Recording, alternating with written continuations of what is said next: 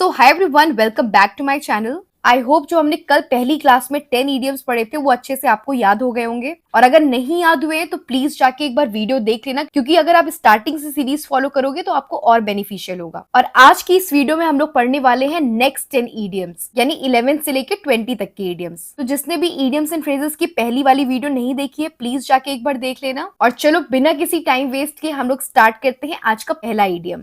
Then हमारा first idiom है, यानी 11th इडियम है, let the cat out of the bag. यानी यहाँ पे बैग से कुछ आउट मतलब निकालने की बात हो रही है। और क्या चीज निकालने की बात हो रही है? कैट को निकालने की बात हो रही है। अब जरा एक सिनेरियो इमेजिन करो कि एक लड़की अपने घर से कॉलेज वगैरह जा रही है और वो अपनी कैट से बहुत प्यार करती है। तो उसने क्या किया, उसने सोचा कि लाओ यार कैट को भी बैठा लेते हैं बैग में, किसको ही पता चल रहा है। ठीक है, तो जब सिक्योरिटी चेक के लिए पहुंची तो वहां पे पुलिस ने पकड़ लिया। जैसे ही पुलिस ने पैक ओपन किया वो कैट बाहर आ गई। तो पुलिस वाले इसको देख के बहुत शॉक हुआ। यानी कहने का मतलब है बैग से कुछ बाहर आना, मतलब कैट एक क्या सीक्रेट की तरह छुपी हुई थी उस बैग के अंदर। यानी let the cat out of the bag का मतलब होता है सीक्रेट रिवील करना, यानी राज खोलना। अब आप पूछोगे कल हमने स्पिल द बीन्स पढ़ा था, उसका भी मतलब होता है सीक्रेट रिवील करना। हाँ, let the cat out of the bag और स्पिल द बीन्स दोनों ही इडियम का मतलब होता है सीक्रेट रिवील करना। बस छोटा सा डिफरेंस ये पकड़ो, जो ये वाला इडियम है let the cat out of the bag, इसका मतलब होता है सीक्रेट रिवील करना एक्सीडेंटली, मतलब आप जानबूझ के सीक्रेट रिवील नहीं करते हो। ठीक है, एक्सीडेंटली हो जाता है। और स्पिल द बीन्स में आप सीक्रेट जानबूझ के, आप किसी को जा रहे हो, कोई राज बता रहे हो, जानबूझ के आप बताते हो वहां पे। देन हमारा 12th इडियम है ब्रेक द आइस। सबसे पहले तो वर्ड देखो, ब्रेक का मतलब होता है किसी चीज को तोड़ना और आइस मतलब बर्फ। अच्छा, आप कभी देखो न्यूज वगैरह में, हेडलाइंस वगैरह में ब्रेक द साइलेंस, ये जो फ्रेज है ये आप बहुत सुनते होगे। जैसे बोलते नहीं है कि नीट पेपर लीक में स्टूडेंट से अपनी चुप्पी तोड़ी, तो ये जो चुप्पी तोड़ी, हाँ, ये जो वर्ड यूज होता है वो उसका मतलब होता है ब्रेक द साइलेंस। और उसी के सिमिलर है हमारा ब्रेक द आइस। अब इमेजिन करो एक लड़का और लड़की एक दूसरे को पसंद करते हैं और रोज एक दूसरे को देखते हैं लेकिन कभी बात नहीं कर पाते हैं। ऐसा लगता है कि जैसे उनके बीच में एक मोटी सी आइस की दीवार खड़ी हुई है। लेकिन एक दिन अचानक से इस लड़के ने बहुत हिम्मत करके उस लड़की से हाई बोल दिया। बस उसी दिन उसने आइस ब्रेक कर दिया, यानी इस लड़के ने अपनी चुप्पी तोड़ दी। अब कन्वर्सेशन शुरू हो गई और दोनों कंफर्टेबल फील करने लगे और बात आगे बढ़ने लगी। इसीलिए ब्रेक द आइस का मतलब होता है किसी कन्वर्सेशन या इंटरेक्शन की शुरुआत करना, या पहली बार किसी से बात करने की जो हिचकिचाहट होती है उसको दूर करना, यानी बातचीत की शुरुआत करना और लोगों को कंफर्टेबल फील कराना। जैसे एग्जाम्पल तो आपने देख ही लिया, the boy broke the ice by saying hi. Then हमारा 13th इडियम है अ ब्लेसिंग और बून इन डिस्गाइज। अब देखो, ब्लेसिंग और बून का मतलब तो होता है ब्लेस्ड होना, गॉड्स गिफ्ट या आशीर्वाद या वरदान। और डिस्गाइज का मतलब होता है अपनी असली आइडेंटिटी या अपीयरेंस को छुपा लेना, यानी वेश बदल लेना। इमेजिन करो तुम्हारी सिस्टर तुम्हारी बर्थडे पे एक पुराना गंदा सा बॉक्स गिफ्ट करती है। बॉक्स देखते ही तुम क्या सोचती हो, यार इसमें क्या बेकार सी चीज होगी। लेकिन जैसे ही तुम बॉक्स खोलती हो अंदर एक ब्रांड न्यू आईफोन निकलता है। यानी कहने का मतलब है बाहर से बॉक्स बेकार लग रहा था लेकिन अंदर इतना वैल्यूएबल गिफ्ट था उसमें। यानी किसी अच्छी चीज ने अपनी असली पहचान छुपा रखी थी। पहले वही चीज सबको बुरी लग रही थी लेकिन बाद में वो सबसे अच्छी चीज निकली। पहले यही चीज सबको बुरा लग रहा था लेकिन बाद में वो सबसे अच्छा चीज निकला। यानी अ ब्लेसिंग इन डिस्गाइज का मतलब होता है something that seems bad at first but turns out to be good later, जो शुरुआत में बुरा लगे लेकिन बाद में वही चीज सबसे अच्छी साबित हो जाए। देन हमारा 14th इडियम है अ बोल्ट फ्रॉम द ब्लू। देखो यहाँ बोल्ट से याद रखो, जैसे आपने सुना होगा ना थंडर बोल्ट यानी बिजली, तो बोल्ट से आपको याद रखना है बिजली। और बिजली कहाँ से आ रही है? ब्लू। और ब्लू क्या होता है? स्काई होता है। तो ब्लू स्काई से बिजली कड़कना। अब इमेजिन करो एकदम साफ नीला आसमान है, सब कुछ नॉर्मल चल रहा है और अचानक से कड़क बिजली चमक गई। तो ये बताओ कि बिजली जो है आपको पहले मैसेज दे के आती है क्या? नहीं ना, वो अचानक से आती है और सबको सरप्राइज कर देती है। बस इसी से आपको इस इडियम को याद रखना है। तो अब बोल्ट फ्रॉम द ब्लू का मतलब होता है कोई ऐसी शॉकिंग या अनएक्सपेक्टेड घटना जो बिल्कुल अचानक हो जाए, यानी कोई सडन या सरप्राइजिंग इवेंट, यानी अचानक से कोई हैरान कर देने वाली घटना। जैसे आपको बिना बताए साफ आसमान से अचानक से बिजली कड़कने लगती है, ठीक उसी तरह अचानक से आपके साथ कोई अनएक्सपेक्टेड या शॉकिंग इवेंट हो जाए तो उसी के लिए हम लोग यूज करते हैं a bolt from the blue.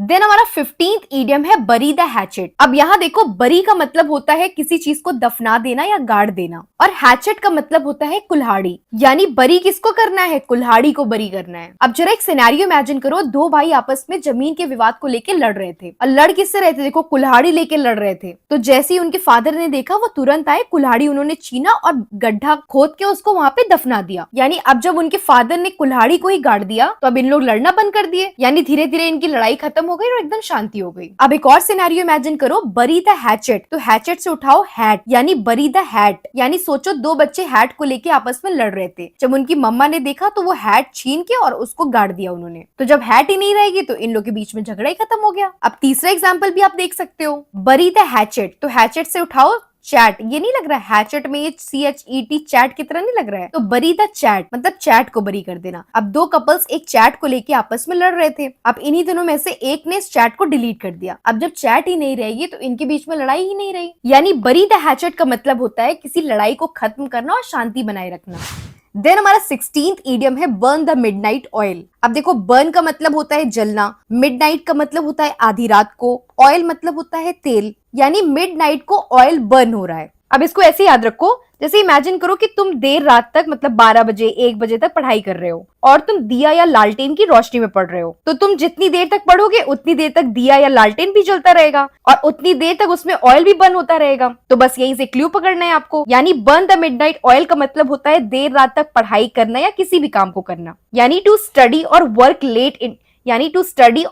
Late into the night. जैसे इसका एग्जाम्पल देख लो, Aman burn the midnight oil to prepare for SSC CGL exam. मतलब अमन SSC सीजीएल की प्रिपरेशन के लिए देर रात तक पढ़ाई करता था। राइट तो आपको इसको ऐसे याद रखना है कि जैसे मिडनाइट मतलब मिडनाइट से याद रखो कि आधी रात में। और आधी रात में आप क्या इस टाइम आप क्या करते रहते हो, पढ़ते रहते हो।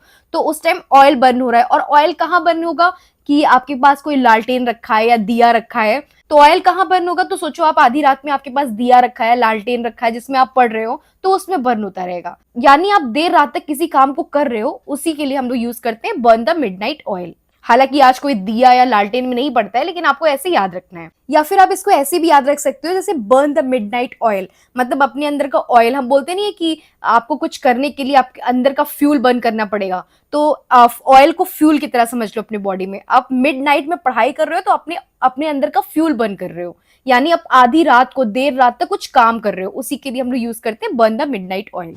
देन हमारा 17th इडियम है वाइल्ड गूस चेज। अब देखो वाइल्ड का मतलब होता है जंगली, बोलते हैं ना वाइल्ड एनिमल, तो जंगली। और गूस का मतलब होता है बत्तख वगैरह होता है, डक वगैरह। और चेस मतलब किसी चीज को हासिल करना है, किसी चीज को पाने की कोशिश करना या किसी चीज के पीछे भागना। यानी किसको चेस करने की बात हो रही है, वाइल्ड गूस। यानी ये जो वाइल्ड गूस है मतलब वाइल्ड बत्तख है जो। अब इसको ऐसे याद रखो कि इमेजिन करो एक लड़का जो है वाइल्ड गूस चेस के पीछे भाग रहा है। अब जैसे ये वाइल्ड है, लेकिन अगर वाइल्ड ना होके जैसे पालतू वगैरह होता है, जैसे हम बोलते हैं ना पालतू कुत्ते वगैरह होते हैं, वो बहुत जल्दी आपके पास आ जाते हैं। लेकिन अभी वही कोई वाइल्ड स्ट्रीट डॉग वगैरह होते हैं ना, तो वो हम लोग के पास जल्दी नहीं आते, उनको पकड़ना बहुत मुश्किल होता है। तो ये लड़का जो है वो वाइल्ड गूस को चेस करने की कोशिश कर रहा है, पकड़ने की कोशिश कर रहा है, लेकिन वो पकड़ नहीं पाया। अब जैसे इस लड़की को देख लो, इस लड़की की रिंग खो गई है और ये लड़की बहुत ढूंढी लेकिन उसको रिंग नहीं मिली। यानी वाइल्ड गूस चेस का मतलब होता है कि आपने किसी चीज के लिए बहुत ट्राई किया लेकिन आपको रिजल्ट नहीं मिला। आपने किसी चीज को पाने की बहुत कोशिश की लेकिन आपको कोई रिजल्ट नहीं मिला, सारी मेहनत बेकार चली गई।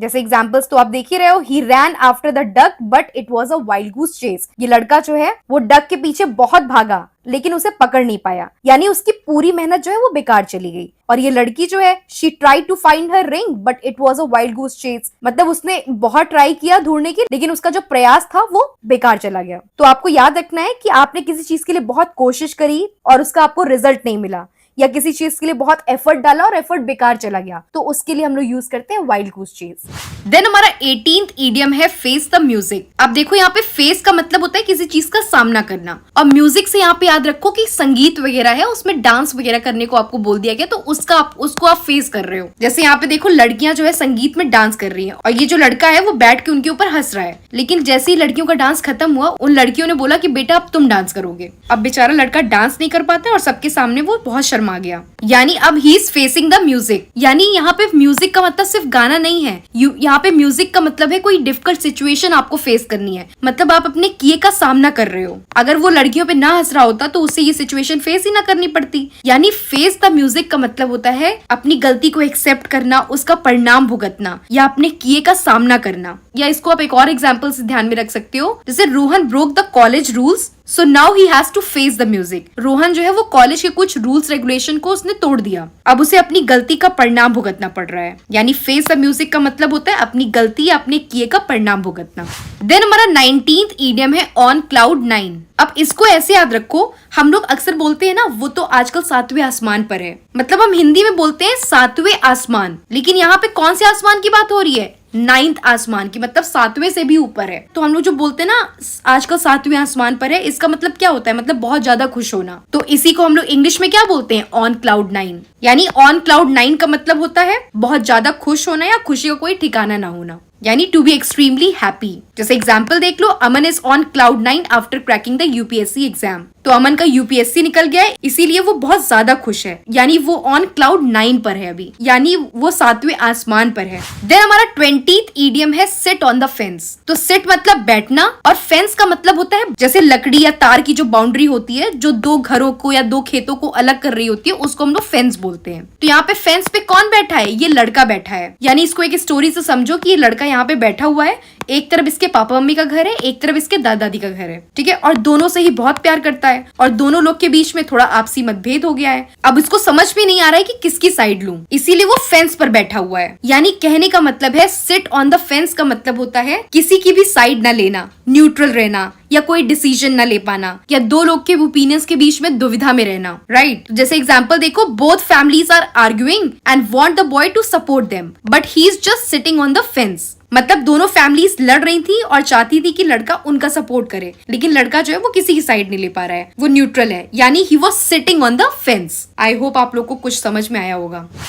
तो चलो एक बार हम लोग कल की क्लास को और आज की क्लास को रिकॉल कर लेते हैं। देखो ट्रिक्स हम ऑलरेडी वीडियो में डिस्कस कर चुके हैं, तो यहाँ पे हम सीधे इडियम्स पढ़ेंगे और उसकी जल्दी से एक बार मीनिंग रिकॉल करेंगे। देखो पहला इडियम था बीट अबाउट या अराउंड द बुशेस। इसका मतलब होता था सीधे मेन पॉइंट पर ना आके बात को घुमा फिरा के बोलना। Then hit the nail on the head का मतलब होता था बिल्कुल सही बात कहना या सटीक जवाब देना। देन स्पिल द बीन्स, इसका मतलब होता है सीक्रेट रिवील करना। Then bite the bullet, bite the bullet का मतलब होता था किसी कठिन परिस्थिति को स्वीकार करना और हिम्मत के साथ उसका सामना करना। देन अंडर द वेदर का मतलब होता था तबियत खराब होना या बीमार पड़ जाना। देन था हमारा cost N arm in a leg, इसका मतलब बहुत एक्सपेंसिव होना, कोई चीज बहुत महंगी होना। Then once in a blue moon का मतलब होता है ईद का चांद होना, या कोई चीज जो बहुत कम होती हो या कभी कभी होती हो। Then a piece of cake का मतलब होता है बाएं हाथ का खेल, मतलब ये तो मेरे बाएं हाथ का खेल है, बहुत आसानी से काम हो जाना। Then call it a day, call it a day का मतलब होता है आज का काम यही समाप्त कर देना, आज का दिन यहीं पे एंड कर देना। देन हिट द सैक और हे का मतलब होता है सोने चले जाना। Let the cat out of the bag मतलब सीक्रेट रिवील कर देना, और स्पिल द बीन का मतलब भी होता है सीक्रेट रिवील कर देना, लेकिन यहाँ पे सीक्रेट जो होता है एक्सीडेंटली